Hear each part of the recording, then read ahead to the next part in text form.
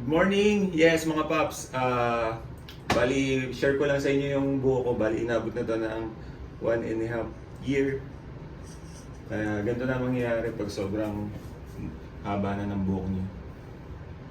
Kung mapapansin nyo, maraming pwedeng style na pwedeng gawin dito sa hair natin. Unang-una, yan, ganyan, nakalugay lang siya. Pero, pag ganito kasi yung hair na ginawa nyo, hindi siya masyadong formal, lalo na pagka naka-outfit kayo ng smart casual katulad ng ganito.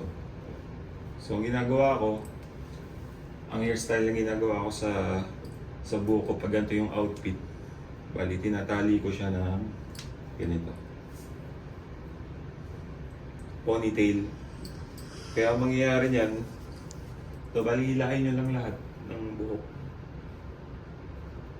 Tapos maganda yung walang nakataas ng konti dito sa ibabaw. Tapos pwede siyang ganyan, nakabagsak lang. Yan.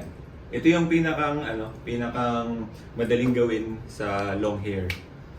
As pangalawa, pwede rin yung man bun katulad nito. Kasi pag man bun, mas maganda medyo nakabilog sa likod. Tapos mas maganda yung medyo mataas ng konti yung yung pagkakatali nyo dito sa likod. Yan. Hilahin nyo lang din, maganda yung wala sa ibabaw. Tapos iikot nyo ng pabilog yung dito sa likod. Pagka ganitong kaikli pa rin ang buhok nyo, mga 1.5 lang. Yan. Ganyan siya. Medyo semi-formal ang dating. Tapos clean look lang. Hindi masyadong maraming arte or parang kung ano-ano yung nakalagay dito. Yan. Tapos yung huli, pagka gusto nyo yung medyo makapal yung band sa likod, ganito yung ginagawa ko. Ganon din, semi band din yung ilalagay nyo.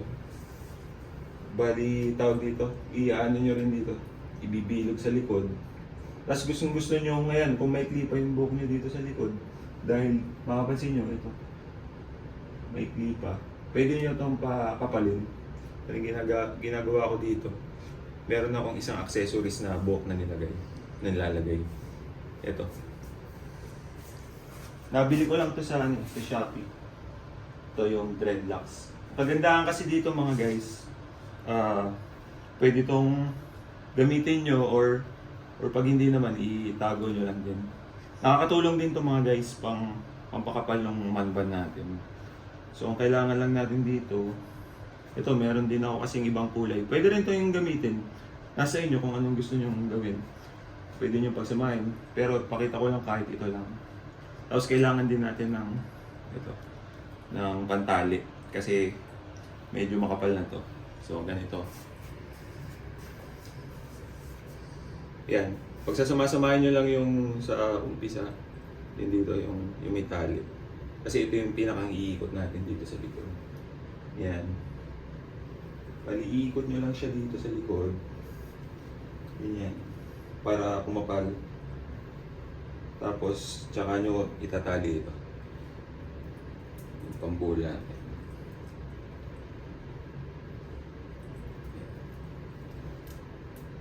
Yan.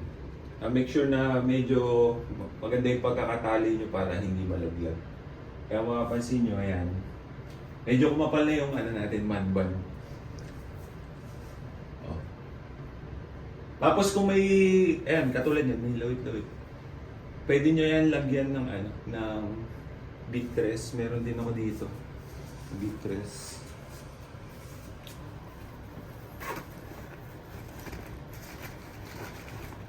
Gusto ko ba nalagay yung bitres? Ito, nakakatulong to mga guys pang tanggal ng mga medyo nakatikwas or nakataas sa buhok. Actually, mabango din tong bitters na to. Para siyang conditioner yung amoy. So, yan. Lalagyan nyo lang sa palad nyo. Kung gaano lang karami yung gusto nyong lagyan, gano'n din karami yung ilagay nyo sa palad nyo. So, ilagay nyo lang sa kamay nyo. Tapos, iahagod nyo lang yan sa ibabaw. Tapos, make sure na wala may iwan na puti-puti para hindi naman siya makita dahil nakakaya parang magkakaroon yan ng parang alam mo yun, parang shampoo na naiwan or yan, ganyan. Pati sa likod, pwede nyo siyang lagyan para hindi nakataas. So, yan. Ito yung pinakang favorite style ko na na ginagawa pagka ganitong semi-formal o smart casual yung suot ko. Para presentable, hindi siya parang wavy yung buhok mo. Kasi yung buhok ko mga guys, hindi siya yung bagsak na bagsak, medyo pagka-wavy siya tapos makakapal yung hibla. Kaya ito yung pinakang gusto kong hairstyle na ginagawa. Medyo matrabaho lang ng konti pero nasa pag-aayos lang. Yan, mapapansin nyo, di ba? Ayos na. So, ayun, mga guys. I-share ko lang sa inyo yung bagong hairstyle ko. Yan guys, so para mas maging kompleto yung smart casual natin, samahan na rin natin ng sneakers. Basta kahit anong sneakers na white, pwede. Actually, kahit di naman branded, basta low-cut yung yung style, katulad nito. Yan, suot lang natin. Samahan na rin pala natin ng foot socks para hindi magpaltos yung paa natin. Ganito. Tali ko lang. At ito sa kaliwa.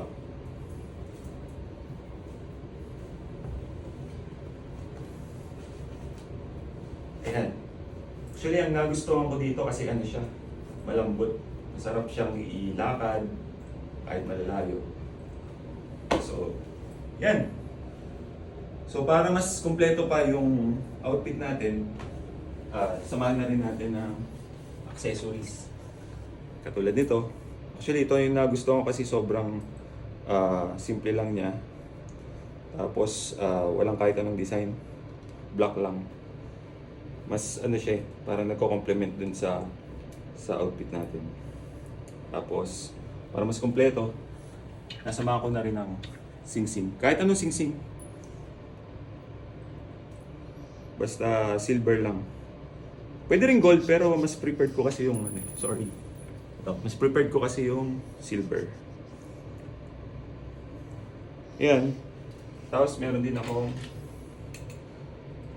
salamin para mas kumpleto yung outfit natin. Yan, tingnan ko nga sa salamin. Yan, di ba? Mas okay. Basta mas masarap kasing isuot pagka komportable tayo katulad nito. Yung shorts natin hindi masyadong mahaba. Yung sakto lang hanggang tuhod. Kung saan tayo komportable. Ganyan.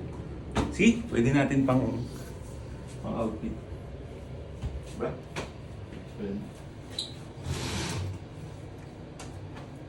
Yan, alright. Ganito yung outfit natin ngayon for the day. Kaya salamat mga paps sa mga sumuporta sa channel ko. Thank you.